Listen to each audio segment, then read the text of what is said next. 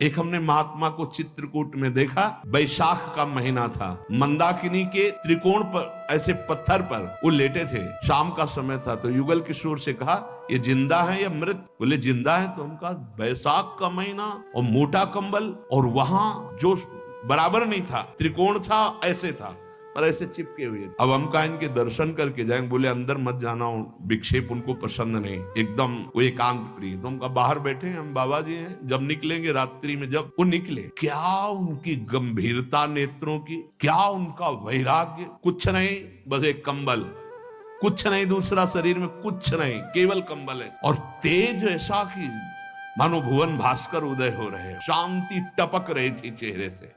जो निकले साष्टांग दंडवत किया, महाराज जी महाराज जी। वो बिल्कुल नहीं देखे, वो कंबल ऐसे घसीटते हुए आगे। महाराज जी आप जैसे गुरुजन यदि बात नहीं करेंगे तो हम जैसे नवीन साधक कैसे आगे बढ़ेंगे? महाराज जी मैं कुछ केवल जानना चाहता हूं, परमार्थ विषय। खड़े हो गए, लौट कर देखा, एक ऐसी छोटी दीवार जैसी थी, बैठ गए तत्काल आसन। बोलिए।